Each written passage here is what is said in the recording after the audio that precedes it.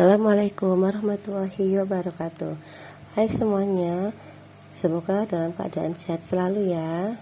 Oke, selamat datang di mata kuliah biokimia. Mata kuliah ini merupakan mata kuliah yang tergabung dalam program daring kolaboratif Dikti. Program tadi dilaksanakan oleh Direktorat Pembelajaran dan Kemahasiswaan, Direktorat Jenderal Pendidikan Tinggi, Riset dan Teknologi, serta Kementerian. Pada pertemuan kali ini kita akan membahas tentang vitamin. Untuk video kali ini yang akan kita bahas adalah definisi dan macam-macam vitamin, terutama vitamin B. Untuk pada pertemuan kali ini kita akan coba fokuskan terlebih dahulu pada vitamin B, karena yang kemungkinan lebih banyak jenisnya adalah yang vitamin B. Nah, di mana vitamin B ini macam-macam. Yang pertama mari kita bahas yaitu tiamin atau vitamin B1. Di sini sudah ada strukturnya untuk vitamin B1 atau tiamin. Di situ ada banyak gugus fungsi ya, di situ ada amina, ada alkohol juga di situ ya, ada benzena juga yang berupa struktur siklis juga lumayan banyak. Di situ ada 2 ya. Nah, kemudian siklus tiamin ini merupakan gabungan antara pirimidin dan tiazol yang dihubungkan dengan jembatan metilen. Nah, di sini metilen di sini adalah CH2-nya yang di tengah. Ya, yang di tengah CH2 itu yang sebagai penghubung. Kemudian sedangkan untuk yang pirimidin itu yang ada struktur benzena, kemudian ada atom N-nya. Nah, di situ pirimidin, kemudian tiazolnya adalah yang segi 5 ya, siklis di sini. Kemudian ada S di situ atau sulfida di situ, atom S ya di situ. Itu adalah tiazolnya. Jadi mereka dihubungkan oleh jembatan metilen di situ. Kemudian dalam otak dan hati, tiamin ini akan segera diubah menjadi TPP atau tiamin pirofosfat. Oleh siapa? Oleh enzim tiamin di fosfotransferase. Nah, reaksi ini membutuhkan ATP. Nah, biasanya tiamin ini digunakan sebagai koenzim dekarboksilasi senyawa asam keto. Jadi ini sekilas tentang vitamin B1. Kita lanjutkan ya. Kita lanjutkan menjadi vitamin B2 atau ke vitamin yang berikutnya atau riboflavin ya namanya. Riboflavin ini disebut juga sebagai vitamin B2. Nah, di sini ada struktur riboflavin di situ. Jadi ada 3 benzen yang bergabung ya. Seperti ini ada antrasen ya, seperti antrasen ada 3 benzen yang bergabung. Tetapi di sini ada atom N di benzena yang tengah, jadi berbeda. Kalau antrasena kan 3 benzena yang bergabung ya. Nah, kemudian di situ juga ada struktur CH2OH dan seterusnya sampai CH2 di atasnya. Nah, komponen dari koenzim flavin ini ada FMN dan FAD. Di mana FMN itu adalah flavin mononukleotida, sedangkan FAD adalah flavin adenin dinukleotida. Ya, jadi FMN itu flavin mononukleotida dan FAD itu adalah flavin adenin dinukleotida. Nah, riboflavin ini juga membantu ya dalam proses metabolisme, terutama reaksi redoks. Kemudian juga memiliki fungsi sentral dalam produksi energi dan pernafasan seluler, jadi sangat membantu. Jadi penting juga kita untuk mengkonsumsi vitamin B2.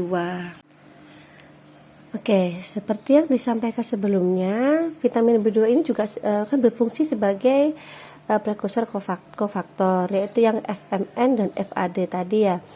Nah, enzim memerlukan kofaktor ini dinamakan flavoprotein. Jadi enzim yang memerlukan kofaktor riboflavin namanya adalah flavoprotein. Jadi ketika riboflavin ketemu ATP menjadi FMN atau flavin mononukleotida. Kalau FMN tadi ketemu ATP, maka dia bisa menjadi FAD atau flavin adenin dinukleotida. Jadi seperti itu asal usulnya FMN dan FAD. Nah, di mana sumber dari riboflavin? Riboflavin ini dapat ditemukan pada susu, keju, daging, telur maupun sereal. Bagaimana? Kita bisa ya melanjutkan ke jenis vitamin berikutnya, yaitu vitamin B3. Di mana vitamin B3 ini atau kita bisa sebut sebagai niacin ya. Nah, niacin ini bisa muncul sebagai nikotiamid maupun asam nikotinat. Dan di sini ada strukturnya di situ ya, untuk nikotinamid sama asam nikotinat. Jadi untuk nikotinamid itu ada semacam benzena yang ada N-nya di situ ya. Kemudian ada CONH2. Jadi ada amidanya di situ ya, ada NH2-nya. Kemudian untuk asam nikotinat, maka amida tadi digantikan dengan asam karboksilat yaitu COOH. Jadi seperti itu struktur asam nikotinat yang merupakan salah satu jenis bentuk dari niacin. Nah, keduanya ini merupakan sumber vitamin B3. Iya. Jadi baik nikotinamid maupun asam nikotinat itu juga merupakan sumber dari vitamin B3. Nah, vitamin B3 ini untuk yang niacin B3 maksudnya dibutuhkan untuk sintesis vitamin B3. Ya, kemudian NAD atau nikotinamida adenin dinukleotida maupun NAD+. Niacin juga dapat disintesis dari triptofan tapi tidak efisien ya. Jadi triptofan itu kan salah satu jenisnya asam amino gitu ya. Nah, itu niacin juga dapat disintesis dari triptofan namun tidak begitu efisien. Nah, di sini pada intinya vitamin B3 juga sama, ada sebagai kofaktor pada enzim untuk proses dehidro. Selanjutnya adalah vitamin B5 atau yang kita kenal dengan asam pantotenat. Nah, asam pantotenat ini atau vitamin B5 ini berasal dari beta-alanin dan asam pantoat. Nah, strukturnya juga bisa dilihat ya, berupa rantai lurus gitu ya. Di situ kemudian ada OH di sebelah kiri, kemudian sebelah kanan ada gugus fungsi COOH atau karboksilatnya. Jadi di situ vitamin B5 merupakan satu struktur yang terbentuk dari beta-alanin dan asam pantoat. Asam pantoat berarti C-nya ada 5 di situ ya. Asam pantoatnya yang rantai lurus, C-nya ada 5, kemudian ada COOH-nya, dia masuk asam pantoatnya. Kemudian untuk vitamin B5 ini berperan dalam yang pertama sintesis koenzim A. Yang kita sudah mengenal ya koenzim A waktu metabolisme karbohidrat di pertemuan minggu lalu ya. Kemudian selain itu juga berperan dalam komponen asil karier protein atau ACP, di mana pada sintesis komponen asil karier protein ini terjadi pada sintesis asam lemak. Kemudian juga membantu dalam sintesis kofaktor enzim fatty acid sintetase. Selanjutnya, vitamin B5 ini ditemukannya sekitar 70 enzim yang membutuhkan koenzim A untuk derivat ACV supaya bisa bekerja. Vitamin B5 baik ditemukan pada kacang-kacangan, daging, dan biji-bijian. Jadi kalau kita mengkonsumsi kacang-kacangan, daging, dan biji-bijian, maka kita bisa mendapatkan sumber B5 di situ.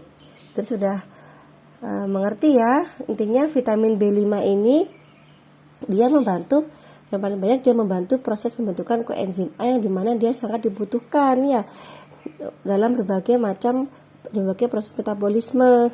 Ada 70 enzim tuh yang membutuhkan koenzim A, di mana koenzim A ini dibantu pembentukannya oleh vitamin B5. Jadi koenzim A ini contohnya untuk apa sih? Koenzim A ini perlu dalam siklus Krebs, misalnya untuk oksidasi asam lemak, misalnya metabolisme asam amino, sintesis kolesterol. Nah, ini kan cukup banyak ya, sehingga juga penting kita untuk mengkonsumsi vitamin B5. Untuk jenis vitamin berikutnya yaitu vitamin B6, di mana vitamin B6 ini bisa berbentuk piridoksin, piridoksal maupun piridoksamin. Nah, vitamin B6 dalam tubuh akan diubah dalam bentuk aktif B6 dalam bentuk piridoksal fosfat, ya, dalam bentuk PLP. Nah, masih berbicara vitamin B6, dalam rangka mengubah vitamin B6 supaya bisa menjadi bentuk aktifnya piridoksal fosfat, maka perlu ATP dan bantuan enzim lagi, yaitu bantuan enzim piridoksal kinase.